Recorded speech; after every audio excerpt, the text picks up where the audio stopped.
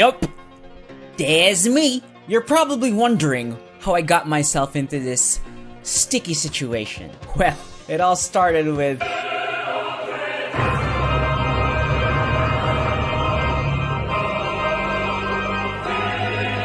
I just played a vampire game, guys! Guess what time it is? Spooky horror time! Or in the case of this game, Spoosy. You feel me, bruv? You having that same vibe?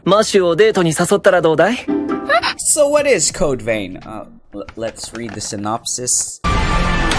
In the face of certain death, we rise. Oh, we rise, huh? Team up! And embark on the journey to the ends of the earth. Oh, hell. To unlock your past and escape your living nightmare in Code Vein Spooky. So what's it like, the game? Actually, it's more of Dark Souls with anime.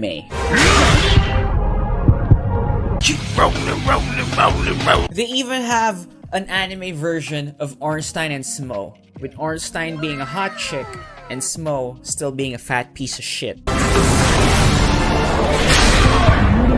I take back what I said, they are both pieces of shit. They say that the character customization is extensive. That is total bullshit, because you cannot be bald! Is that like a personal attack? Yeah, that's what you look like. Now, we can finally... Do you know the problem here, guys? I'll give you a minute. It's in English! The default option for the language is English, which is some bullshit. I want it in Nihongo, as God intended. One of the weirder things I've noticed, like some dialogue in English doesn't match what's said in Japanese. Like this scene, for instance. A clip from YouTube. Don't give me that noble act. They have no rights. And why shouldn't we feed on them? We're the ones keeping them safe after all. Why were we kicked out of our graves?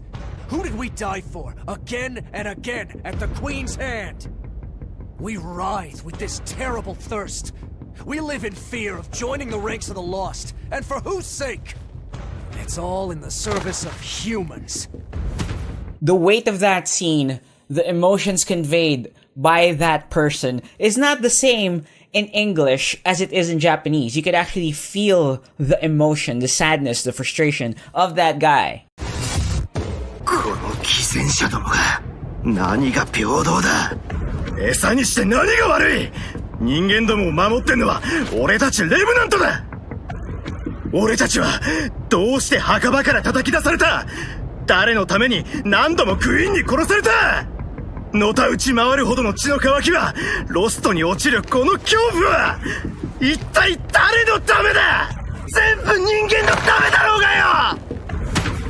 So Weekend, I hear you ask, why do they have a gun when they could perfectly kill this motherfucker with those big-ass swords and weapons and whatnot that they use in-game? Well, I got an answer for that. You see, the thing that makes you survive dying is an implanted parasite in your heart. The boar parasite. The biological organ regenerative parasite. And that does the magic shit that revives you after death. So in order to kill a Revenant completely in this universe, you have to destroy the heart. But somehow, I think there's a lore explanation. I'm just not gonna look through it. Instead of just piercing the heart or chest cavity with the weapon that you have, you shoot a gun to it. Or a very precise shot.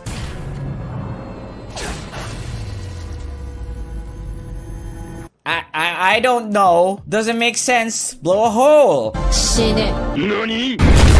It's a hole, right? Pretty sure the parasite's gonna be gone. So basically, Revenants are vampires in this universe. Anime vampires. And Revenants were made because they fought this anime queen. I will now show you parts of the final battle. And some parts were not recorded because OBS is a piece of shit. I will put my own dub here.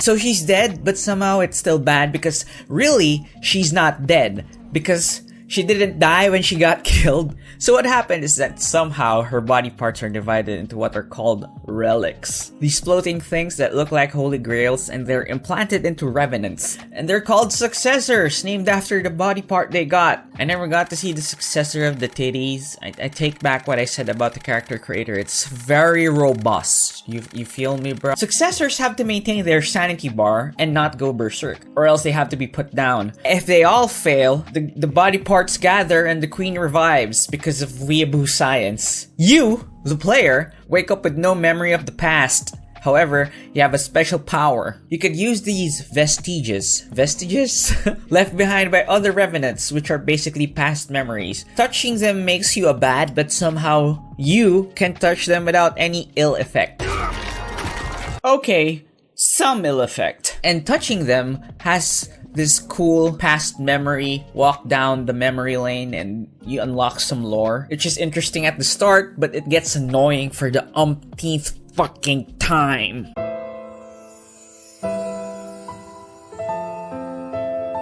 And there's even this nice piano music that plays when you're walking around, and it gets annoying. It's sad because it's a really good piece, and it's ruined by repetition.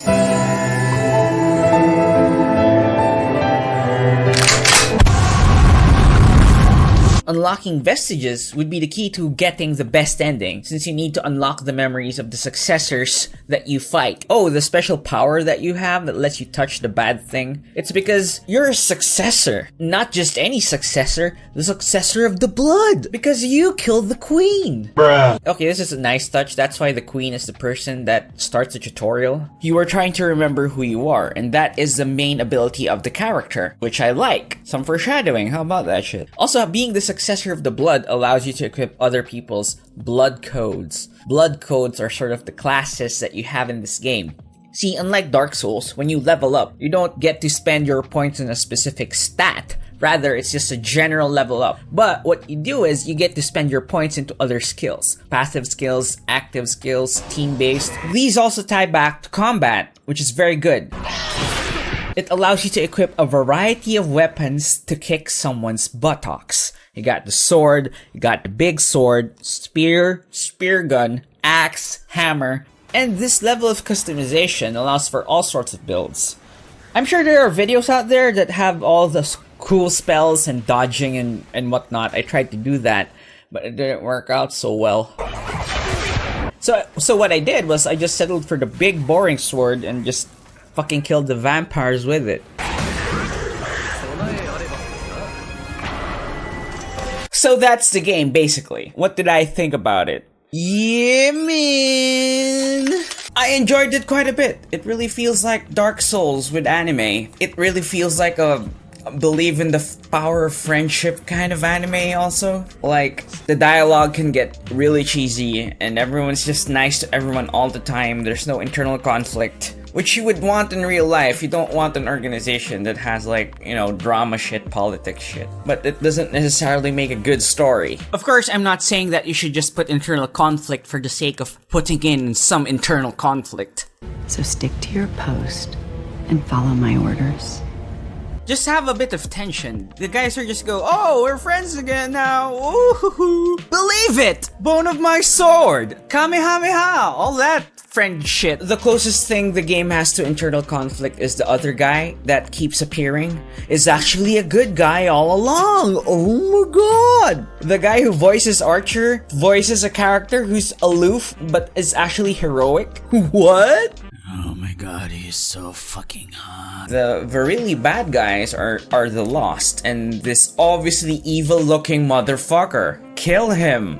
The boss fights are also a bit uneven. There are really easy boss fights and really hard ones. It's like a spectrum of difficulty. There's a curve there. There are also some levels that annoy me, like the cathedral level. The cathedral level is made complicated because everything looks the same. There aren't any landmarks that stand out. And what's funny to me is that they do a similar level near the end of the game. It's also a tower of some sort, but that level is actually a nice level to walk through because there are certain landmarks I can remember, which they didn't have in the cathedral level. If I were to speculate on the problem with the cathedral level is that the background itself are even more cathedrals, but in the tower level, it's just, you know, a big black shape, just a tower. You're just inside the thing. It's a good visual guide because in the tower, you know that you have to go up, while in the cathedral, you're kinda lost. The cathedral level reminds me of that scene in Bruce Lee with the mirrors around other mirrors. It's just more confusing than it has to be, which is good if you're trying to kill Bruce Lee because on a one-on-one fight, you're gonna lose. Maybe not. Maybe you won't lose against Bruce Lee. Depends. Some of the really dramatic moments are really hindered by the fact that I am on the path to get the best ending. それでも私は幸せだった。あなたがいてくれたから。ああ、俺もだ。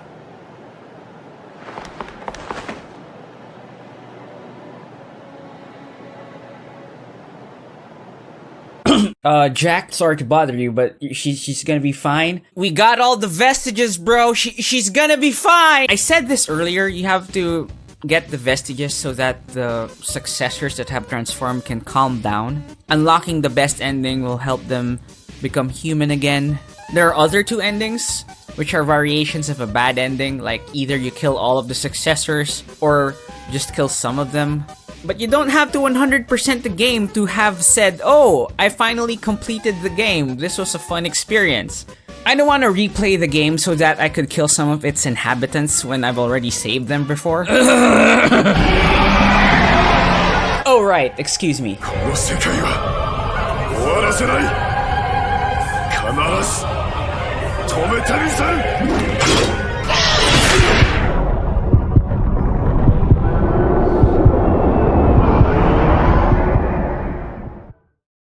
Code Vein, everybody! I'll give this game a recommended. It's a bit pricey. If you're a fan of the genre, I suggest that you check it out. The genre being the Dark Souls genre. If you got time, if you could wait for the sale, I think you should pick it up. And you made it to the end of the video, guys! Another round of applause, yes. Follow me on the Twitter. I got a Twitter. I am very active on Twitter. If you like this video, leave a like. If you dislike the video, fuck you. Subscribe to the channel and click the bell for notifications. If you particularly like this type of content, maybe you could consider contributing to the Weekend War Chest via Patreon. This video would not also have been possible without the support of my patrons. Patron shilling time! African Jones, Tad586, Chet McMasterson, Nerzul I, Rayo Rules, Daniil Dmitriev, Hjortur S. Hjorturson, John Lemley, Samuel Dillon, Billy DeVoe, and Logic, as well as these other wonderful warriors.